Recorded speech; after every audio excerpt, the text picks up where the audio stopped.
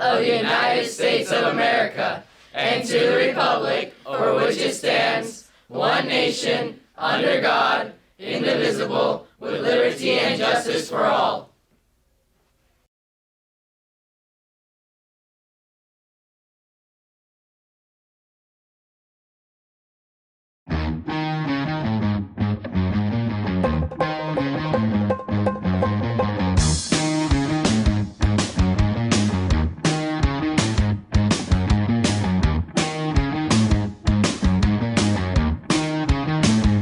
Good morning, Cougars. Welcome to SCTV News for Friday, March 15th. I'm Nora Bushnell. And I'm Jaden Rojas. Congratulations, Cougars. You've made it to the end of quarter 3. Teachers are wrapping up grading and will submit your final grades after school today. And then we start quarter 4 on Monday.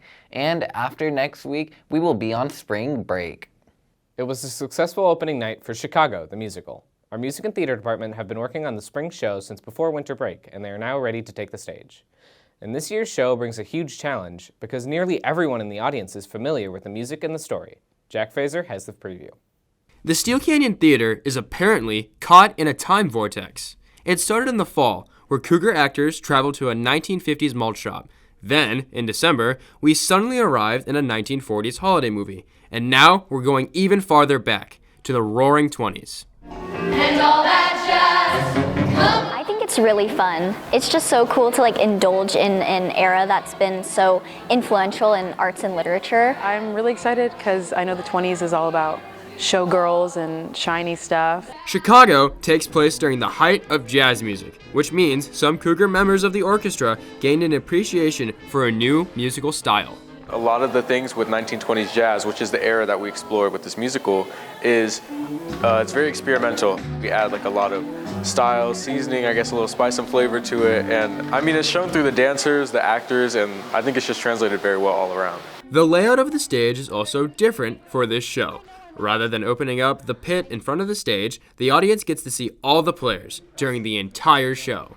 I think I'm more concerned about people are seeing me, and I think that part of the it's new to me seeing how people can, oh hey, there's Dustin, or here's this person, here's that person. I think that's very much very new to everybody else who's on there as well. We have big sets that we have to move. It's hard to get in between the psych or the main and the band platform. So we have to be kind of more clever about how we're maneuvering things so they don't get caught on the band. And we have to be more careful about actors, how they're acting in between the band so they don't hit people who are playing instruments. Chicago isn't just a musical. It was created by Bob Fosse, who is known for his elaborate and tiring dance routines. It's mostly just working on dance, little bit singing, and then work on dance again. But I honestly think it makes it to be a very fun show for people who aren't maybe super into the theater, and I think it's something that can be more enjoyed by the general public. I don't think we've ever done a show where the dance moves are as big and wow, and I really just love all of the numbers, and I think that every dance is just so fun to do, and I'm really excited. Perhaps the most challenging aspect of the show is something out of the performer's control: expectations. The stage musical has been touring or on Broadway for decades, and the 2002 movie won the Oscar for the Best Picture. As a result, nearly every audience member has already seen Roxy, Velma, and Billy. It's kind of taking the inspiration from what I like and then kind of bringing in some of my own, flair. You have to pull the best parts of what each other actor has done with this, because again, there's been multiple Billy Flynns. Either the movie, you have the stage show, you even have the play. You have to pull the best of whatever you have and then add your own flair into that. Besides all the music and dance, Chicago tells a story about fame, infamy, and justice. Or lack thereof. It's really a social commentary on the celebrity worship and the criminal worship at the time.